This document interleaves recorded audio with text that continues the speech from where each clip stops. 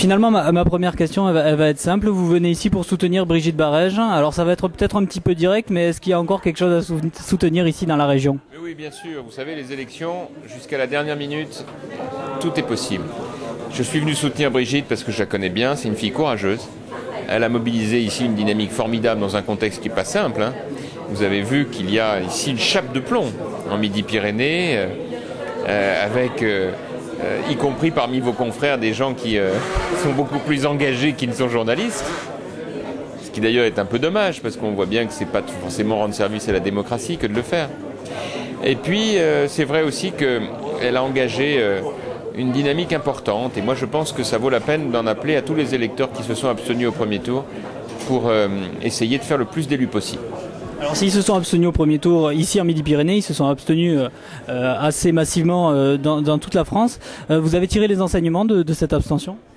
Vous savez, d'abord, on va tirer les enseignements du scrutin au lendemain du second tour. C'est toujours difficile de le faire au milieu du gué. Moi, ce que j'ai simplement dit, c'est que ceux qui s'étaient abstenus et qui avaient voté en 2007 pour Nicolas Sarkozy, ils ont adressé un avertissement. Et je crois que cet avertissement, il doit être entendu 5 sur 5. C'est l'avertissement lié à une inquiétude par rapport à la crise économique et qui commande naturellement qu'on en tienne le plus grand compte quand on atteint 10% de chômage, quand beaucoup de gens s'inquiètent pour l'avenir. Et je crois qu'il faut apporter ces réponses et c'est à ça qu'on va s'employer. Alors, les régionales, est-ce que vous avez réellement fait une erreur peut-être de communication dans la campagne, ou est-ce que vous pensez que les élections régionales, c'est peut-être pas une élection faite pour un parti comme l'UMP? Ça, on verra bien. C'est une vraie question, vous avez raison de la poser. C'est trop tôt. Il faudra que je revienne vous voir la semaine prochaine pour qu'on puisse débriefer région par région. Mon sentiment est que dans tous les cas de figure, c'est pas le fait de faire une liste unique ou des listes séparées qui font les élections.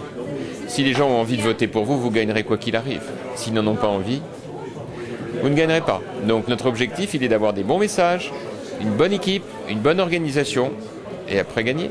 Bon, il reste que très peu de temps là. Si vous venez ici, c'est pour récupérer le maximum d'électeurs, parce que c'est quand même une élection à la proportionnelle.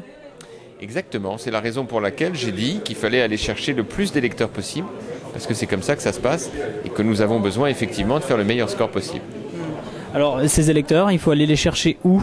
Légèrement à votre droite, légèrement à votre gauche? Partout. La vérité, c'est que ceux qui se sont exprimés en votant pour le FN, par exemple, c'est pas des gens qui sont tenants du fascisme, hein. C'est pour beaucoup d'entre eux des gens qui en ont marre de l'insécurité, qui ont voulu exprimer un ras-le-bol. Voilà. Ceux qui ont voté dans d'autres formations politiques, c'est la même chose. Ceux qui se sont abstenus, c'est pareil. Il faut simplement leur dire maintenant on a besoin de vous.